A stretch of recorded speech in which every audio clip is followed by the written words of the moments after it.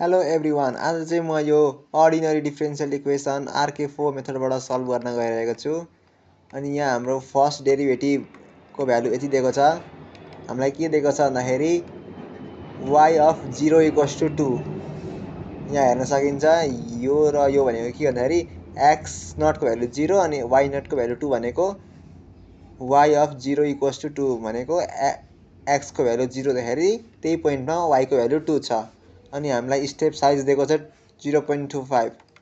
Step size 0.25 अनि हामीलाई निकाल्न भनेको छ यहाँ y 0.25 को भ्यालु कति हुन्छ, त्यसपछि y 0.5 को भ्यालु कति हुन्छ। टुडे आज चाहिँ हामीले 0.25 को भ्यालु मात्र निकाल्छौँ। अनि यो क्वेसन सल्भ गर्नु भनेको चाहिँ हामीले RK4 मेथडबाट। ओके, अनि RK4 मेथड कुनै पनि प्रब्लम सल्भ गर्नुभन्दा अगाडि बुझ्नुपर्ने कुरा भनेको यसको फर्मुला हो, किनभने फर्मुला नभइकन केही पनि आउँदैन।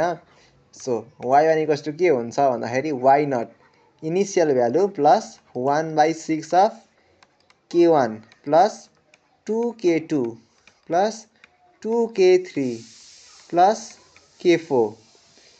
अनि यो याद गर्नुहोस्, यो बिचको भ्यालुमा डबल डबल छ, किनभने RK4 मेथडमा बिचको भ्यालुलाई अलिक बढी प्रायोरिटी दिएको छ। अब यसपछि हामीले निकाल्नु पर्ने छ k1। ओके, k1 फर्मुला के हो? Simple x naught comma y naught. यो फर्मुला के भन्छ? युलर फर्मुला पनि भन्छ यसलाई। k1 चाहिँ युलर फर्मुलाबाट निस्किन्छ हाम्रो। अब एन्ड देन सब्स्टिट्युटिङ द भ्यालु हामीलाई स्टेप साइज कति दिएछ, कति अगाडि बढ्ने भनेर भनेको थियो 0.25 अनि फङ्सन अब x नटको भ्यालु कति थियो 0, y नटको भ्यालु 2 थियो। अब यो लगेर फङ्सनमा हाल्ने।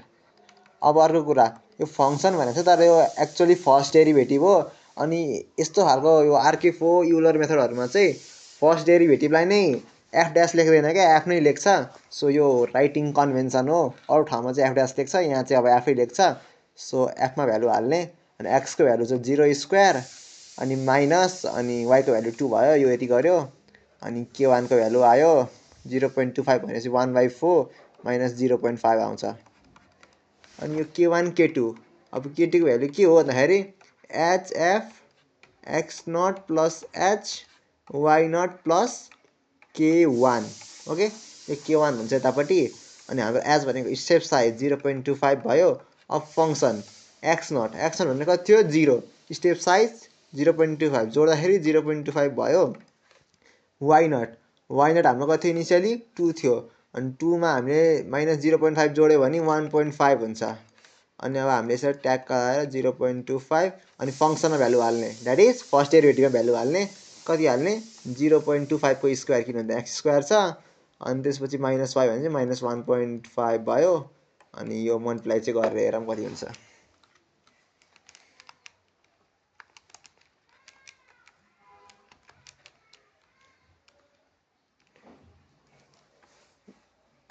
यसको भ्यालु चाहिँ माइनस 0.36 हुन्छ।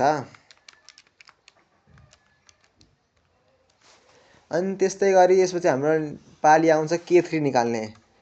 k3 पनि k2 जस्तै हो है, के हुन्छ भन्दाखेरि h हुन्छ अनि f हुन्छ। के हुन्छ होला x नट प्लस, ओहो सिम्पल मिस्टेक भयो यार, h/2 हुन्छ। अनि यो 0.25/2 हुन्छ अनि 0.25/4 हुन्छ।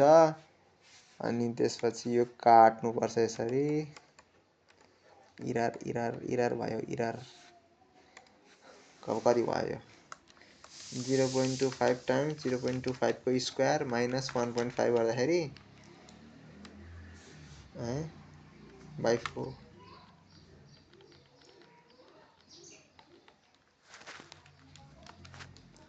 गर्दाखेरि माइनस 0.37 आउँछ। 0.36 आइरहेको थियो, 0.37 अनि यहाँको 4 पनि गायब भएछ। अनि यो x नट प्लस h/2 हुन्छ है। अनि त्यसपछि y नट प्लस यहाँ चाहिँ भ्यालु चेन्ज हुन्छ, कति हुन्छ k2 हुन्छ। ओके, अनि h भने स्टेप साइज 0.25 थाहा छँदैछ।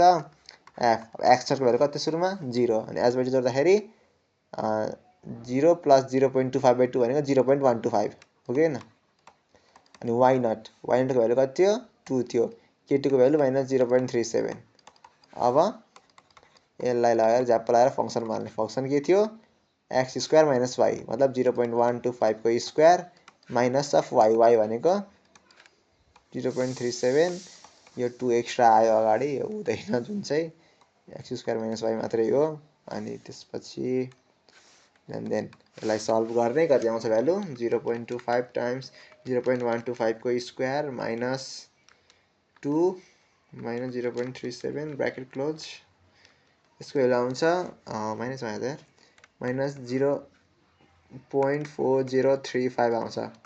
अब लास्ट है त्यही हो लास्ट एफ k4 को भ्यालु निकाल्ने यो कति हुन्छ एच एफ अब k2 र k2 र k3 उस्ता उस्तै छ अनि k1 र k4 उस्ता उस्तै छ अनि x0 y0 छ भने k1 मा यहाँ के हुन सक्छ x0 प्लस h नोट यहाँ चाहिँ h छ अरु k2 र k3 मा h/2 थियो अब y0 यसमा पनि भ्यालु इन्क्रिमेन्ट k3 हाल्ने है त्यहाँ अनि यहाँ हुन्छ 0.25 हुन्छ अब f सरी पहिला सुरुमा f लेखौं f टाइम्स अफ अब x0 को भ्यालु कति हो 0 थियो यो h जोड्दाखेरि 0.5 भयो अनि y0 को भ्यालु कति थियो 2 थियो 2 मा k3 जोड्यो भने कति हुन्छ k3 भने माइनस 0.4035 भयो यो चाहिँ अझै काटिएन चाहिँ के भयो कति हुन्थ्यो रे h को भ्यालु कति रे 0.25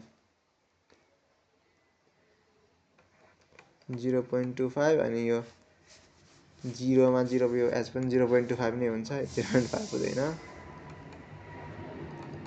किनभने x0 को भ्यालु 0 थियो अनि h को भ्यालु 0.25 भएपछि यो पनि 0.25 नै हुन्छ मैले गलत लेखेको थिएँ कतै त गलत लेखेको छैन नि छैन अनि यो 0.25 भयो अब यो फंक्सनमा भ्यालु हाल्ने यहाँ फंक्सन छुट्यो कति हुन्छ 0.25 को माइनस y भनेको छ त माइनस 2 प्लस 0.035 भयो अनि यसलाई सल्भ गर्यो देन आफ्टर सल्भिङ कति आउँछ 0.25 टाइम्स 0.25 को स्क्वायर माइनस 2 प्लस 0.4035 कति आयो ओहो नेगेटिभ आयो यार 0.3835 ल है त अब एन्ड देन ल फाइनली हाम्रो फर्मुला युज गर्ने पाली आयो y1 equals to y0 plus 1/6 k1 plus 2k2 plus 2k3 plus k4 हुन्छ अब 1/6 जस्ताको तस्तै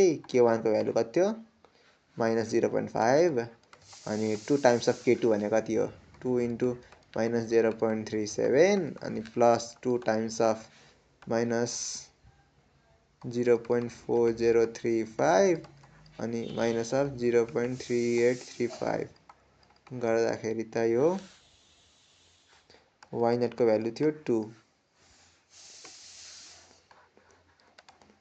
यहाँ के दिन्छ 2 प्लस 1/6 गर्दाखेरि यो त 2 भन्दा कम आउँछ अफ कोर्स कति आउँछ त 2 minus 1/6 times of minus 0.5 minus 2 into 0.37 minus 2 into 0.4035 minus 0.3835 हैन त यो गर्दाखेरि कति आउँछ